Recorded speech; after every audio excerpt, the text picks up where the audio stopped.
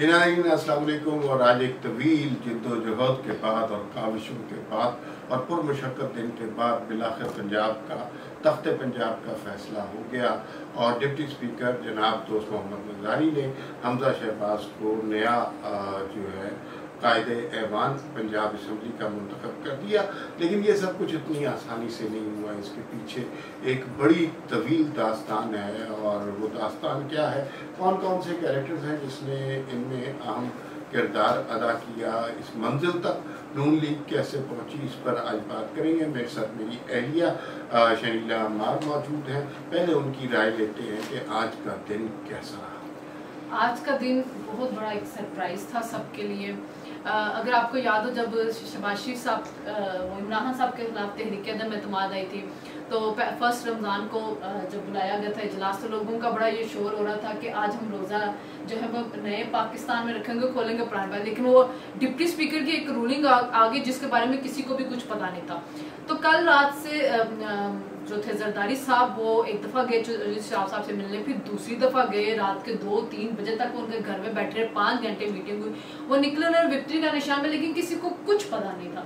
और सब वो कह रहे थे कि ये एक मायूस कुन था, उनकी स्माइल से लग रहा है कि मायूस हुए हैं। परवेज़ इलाही को बुलाया गया, परवेज़ इलाही डट गए। और फिर वो होटल के अंदर भी बार बार बड़ा हो रहा था कि उनके लोग पूरे हैं। 186 उनकी तादाद पूरी थी, हमजा शहबाज की 179 थी। और सबको लग रहा था कि कल परवेज़ इलाही बड़ी आसानी से बन जाएंगे। लेकिन कोई 3 बजे के 3 भी नहीं, ये कोई 5 बजे के करीब एकदम से सिचुएशन सारी बदल गई और एक खबर आनी शुरू होगी जी, बाजी पलट गई। चौधरी शुजात ने डिप्टी स्पीकर को खत लिख दिया जिसमें उन्होंने कहा कि हमारे अरकान किसी को वोट नहीं डालेंगे। जबकि जब उन्होंने लेटर पढ़ा तो उसमें उनका ये था कि उन्होंने अपने अरकान को कहा था कि हमजा शहबाज शरीफ के फेवर में डालें। तो हमने देखा कि मोहन सलाही निकले, भागे गए, उनके पास वीडियो रहा। लेकिन वहां से जब वो निकले तो उन्होंने हामिद मीर साहब को कहा कि नहीं, मैं हार गया, इमरान हार गया। जरदारी साहब जीत गए। शुजात साहब ने कहा कि नहीं, मैंने इमरान के उम्मीदवार को कामयाब नहीं होने दिया। फिर उन्होंने कोई लेटर निकाल लिया कि जी हमारी तो कोई अच्छा, उस वक्त फौरन नहीं, कोई घंटे डेढ़ के बाद उन्होंने कोई लेटर निकाला कि जी हमारी पार्लिमानी पार्टी का कल इजलास हुआ था जिसमें हमने इनको मुतफिका उम्मीदवार बना लिया था। तो खैर इजलास स्टार्ट हुआ। उनके लोगों का पहले ये था कि देखिए वोट कास्ट करते हैं, नहीं करते। उनके लोगों ने वोट कास्ट कर दिए। दोस्त मोहम्मद मज़ारी जो डिप्टी स्पीकर थे, उन्होंने सुप्रीम कोर्ट की ये वाज़ेह रूलिंग थी और तमाम आईनी माहिरीन ये कह रहे थे कि ये पार्टी हेड इसमें आता है, क्योंकि सुप्रीम कोर्ट ने लिखा हुआ है पार्टी हेड। उन्होंने कहीं भी पार्लिमानी हेड नहीं लिखा। और आर्टिकल 63A को भी देखें तो पार्लिमानी पार्टी का सरबरा पार्टी हेड से उसे करेगा। और इसी तरह अगर आप जो 25 लोग डी-सीट हुए थे तो उनका भी इलेक्शन कमीशन में यही कहना था कि जी हमें तो पार्लिमानी हेड की तरफ से कोई इंस्ट्रक्शन मिली नहीं, लेकिन चूंकि सुप्रीम कोर्ट का फैसला था पार्टी हेड का, तो उसकी वजह से उनको नाअहल किया गया था। तो फिर उसके बाद 3 वोटों से हमजा शहबाज शरीफ वज़ीर आला बन गए। और ये जो है ना, मेन कैरेक्टर्स इसमें असल में निकले हैं चौधरी शुजात और आसिफ जरदारी। और इन्होंने जितनी मुसलसल मुलाकातें की हैं, हालांकि और बड़े शदीद डिफरेंसेस के बावजूद की हैं। एक वक्त था कि जब आसिफ अली जरदारी ने काफ लीग को कातिल लीग कहा था, जब मोहतरमा बेनज़ीर भुट्टो की शहादत हुई। और फिर बाद में हालात बेहतर होते गए, हमारी सियासत ऐसी है। फिर बाद में डिप्टी वज़ीर आज़म भी रहे और अब हालात इस नहज पे पहुँच गए। लेकिन इससे बहुत विजिबल जो डिवाइड नज़र आ रहा है वो चौधरी शुजात एंड फैमिली में नज़र आ रहा है।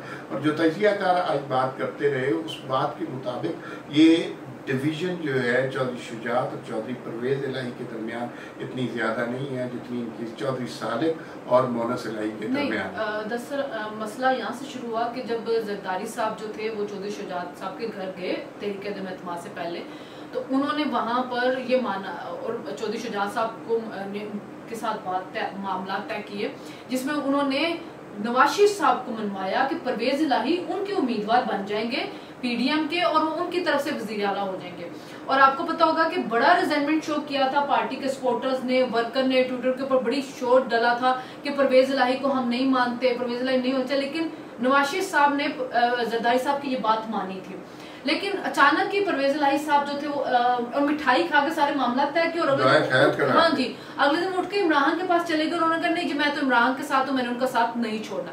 तो कल जो जरदारी साहब थे उन्होंने एक बात कही थी, उन्होंने कहा था जाकर चौधरी शुजात साहब को कि परवेज़ इलाही साहब को मेरा मैसेज दें कि मैंने जाकर कहा था मियां नवाज शरीफ साहब को और मैंने आपके लिए उनको मनवाया, आपने मेरी बात की लाज नहीं रखी। अब मेरे पे फर्ज है कि मैं हमजा शहबाज शरीफ को वज़ीर आला बनाऊं, क्योंकि अब मेरा फर्ज बन रहा है, क्योंकि उन्होंने मेरी बात मानी, अब मेरा काम बनता है। तो वो लाहौर 3 दिन से बैठे हुए थे और जो खबरें थी वो ये थी कि ये बंदे तोड़े, इसको 50 करोड़ की ऑफर, उसको 40 करोड़ की ऑफर। और हमने यही देखा था कौमी असेंबली में भी कि वो कह रहे थे हमारे बंदों को दे दिए पैसे, लोटों को दे दिए, लेकिन उनकी जरूरत भी नहीं पड़ी।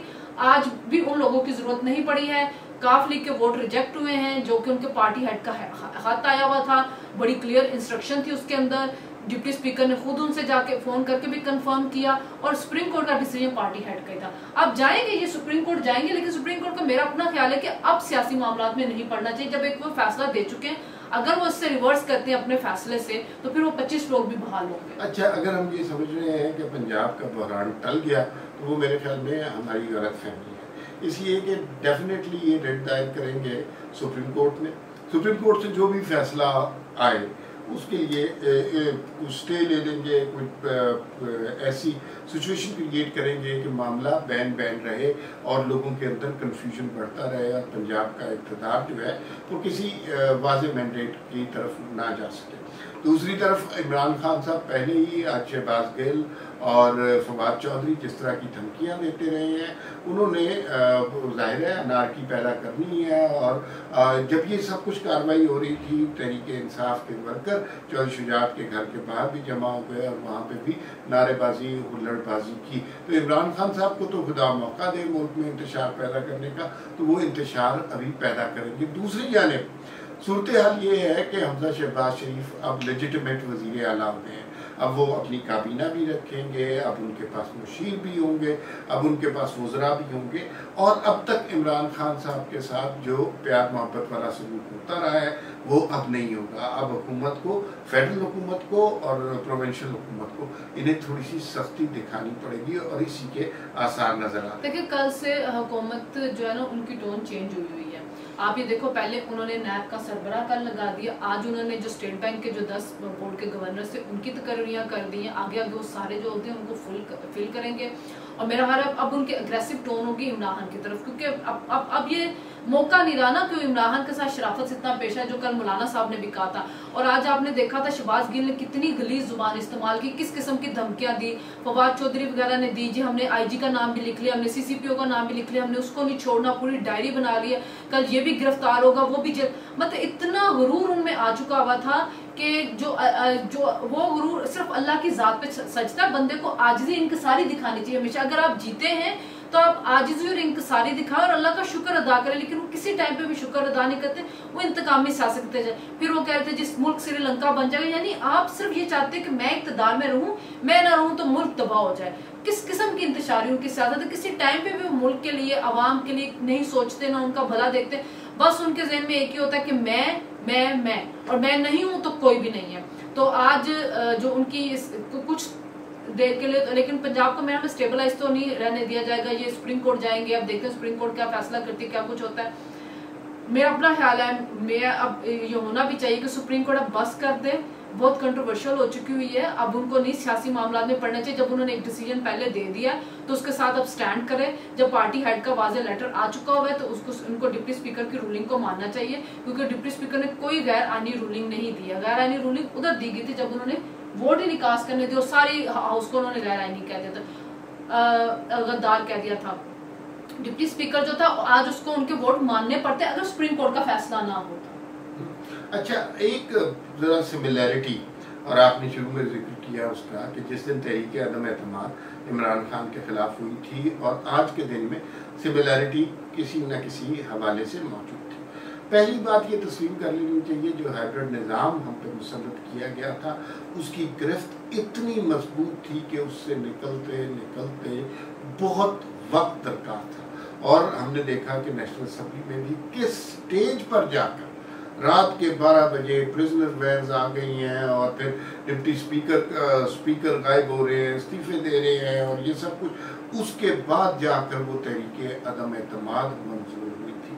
पंजाब में भी वही सूरत हाल हुई कि बहुत कुछ ज़िमनी इंतखाबात कराए गए, हर मामले के लिए अदालतों में भागा गया, गवर्नर का हलफ कोई नहीं ले रहा था, वज़रा की टीम कोई नहीं थी, उसके बावजूद आज जाकर वो मामला हल हुआ है।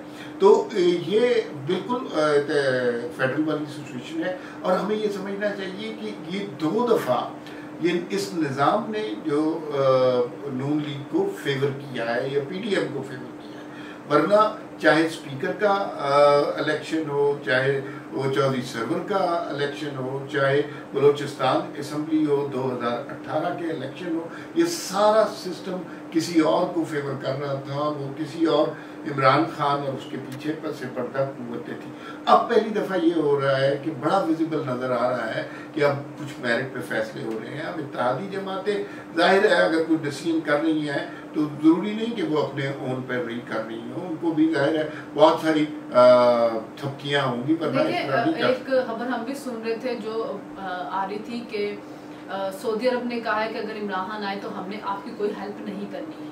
तो हमें इंटरनेशनल सिनेरियो भी देखना होगा और जो IMF है वो मांग रही है कि जो 4 अरब का हमें वो जो आपकी गैप आना है फाइनेंसिंग का वो हमें अश्योर करवाएं सऊदी अरब की तरफ से। और सऊदी अरब कह रहा है इमरान को। तो मेरा अपना ख्याल है कि अब इकोनॉमी की तरफ ध्यान देना है और मुल्क को स्टेबलाइज करना है। उसकी वजह से सिस्टम जो है वो अब खुद भी कुछ निकल के कोई ना कोई काम करना शुरू कर रहा है और अब सिस्टम को काम करना पड़ेगा और नवाज लीग को अब अग्रेसिव फ्रंट फुट पे आके खेलना पड़ेगा। अगर उन्होंने अपनी जारहाना सियासत ना खेली तो उनका तबाही होगी। अब आखिर में बात कर लेते हैं परवेज इलाही का मुस्तकबिल क्या।